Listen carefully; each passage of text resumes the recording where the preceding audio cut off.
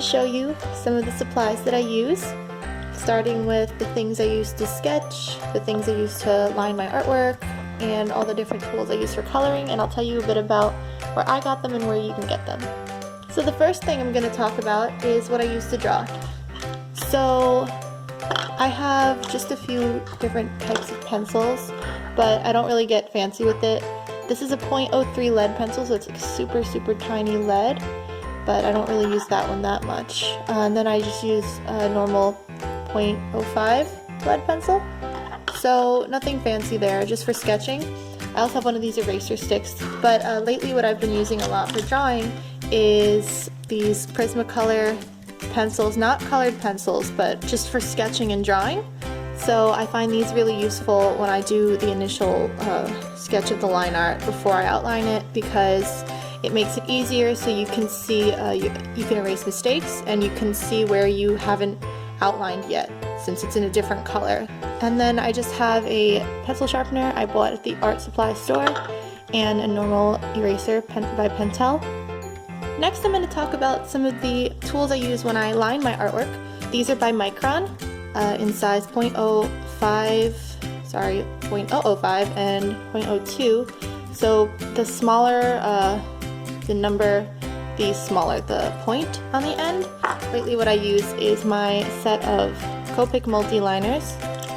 These came in a big pack with all of them in it. So they come with sizes from .05 to all the way up to 1.0, and then brush marker size. This one I use a lot is .3 for doing normal sized lines. I usually use this on my chibis, and then to outline my chibis in that thick outline I like to do, I use 1.0. So this one gives a nice thick outline on the outside. Both of these types of outlining pens are water resistant, so they won't smear when you color over them. And I also have these two pens. I got this at Michael's just for outlining in this teal color, which I like. And then I have this Prismacolor .005 brown outlining pen. So very tiny point, and it outlines in brown. Brand doesn't matter too much when you're using traditional colored pencils or things like that. If you're using alcohol-based markers like Copics though, you want to do some research to make sure that the pens you get won't smear when you color over them. So now I'm just going to show you some other random markers I have real quick. I've got these by Faber-Castell. They're just they have a pretty big point on the end. They're just for detailing, or if I want to do like a thick outline.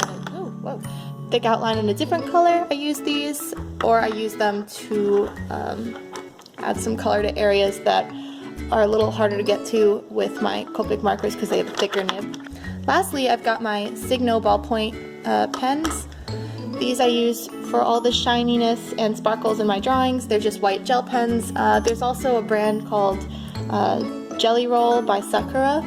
Those are also really good. I don't own those, but I've used them before and they work really well too. So these are just, I got on Amazon for like $8 for I think a pack of 3. So it's about like $2.50 a marker, which isn't, or a pen, which isn't bad because they last a pretty long time. And I also have a water brush pen. This I use when I do watercolor. You just fill the barrel with water. It is really useful for traveling or just in general when you watercolor, so you don't have to constantly keep dipping your paintbrush into water. But yeah, that's what I use in terms of pens, pencils, and brush. Next, I'm going to talk about my Prismacolor colored pencils. So I recently got a set of 36, but beforehand I also had a small collection of about, I think, 15 to 20 of them that I would use. I used these primarily before I got any Copic markers at all, because they're more affordable than Copic. 36 colors originally come in the tin, and then I just added my own. So these types of pencil are very smooth and very easy to blend with. So if you are looking for something not as expensive as Copic markers, but you want to do some nice blending work, I recommend these types of pencils. If you buy them individually at an art supply store, they can get pretty expensive unnecessarily. I don't know why they charge so much. It's about $1.89 at the Michaels I live near.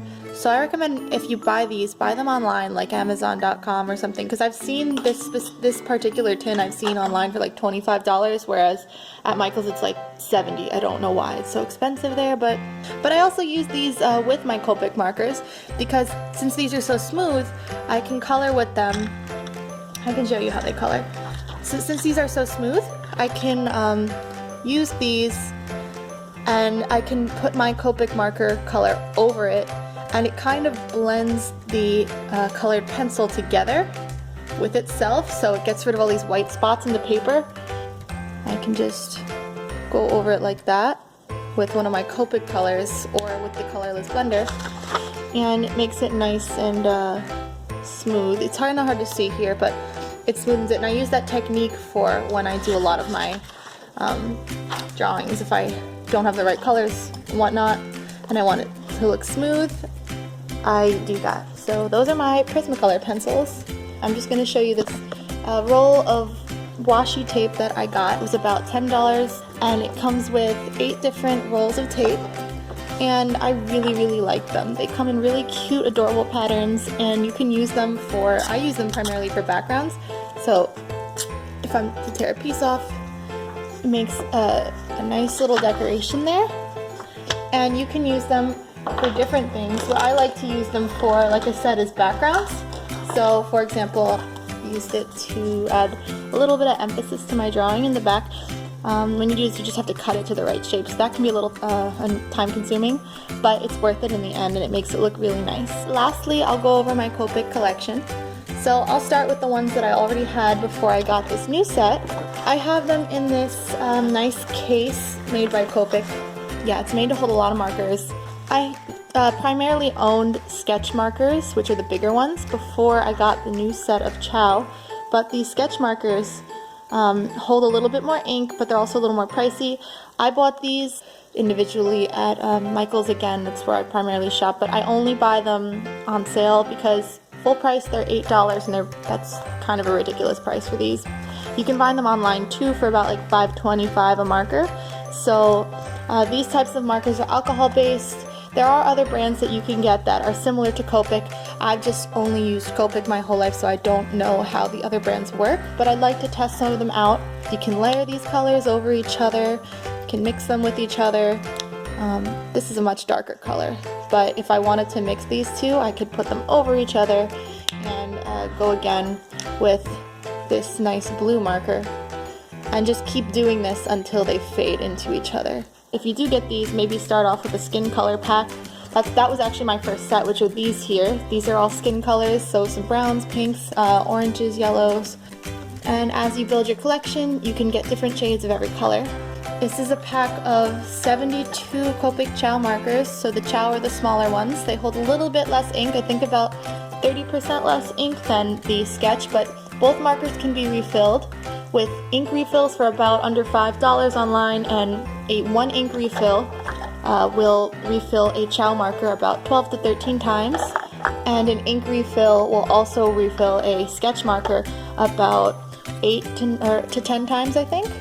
You really do get your money's worth when you make an investment in Copic markers, because unlike other markers like Prismacolor and other brands, you can't refill most other brands. And you just have to end up throwing away the marker and getting a new one. So in the long run, it really doesn't save you any money, but with Copics, you pay a higher price up front, but then you can use these for a lifetime. The other side of a Copic marker looks like this, and it's a chisel nib.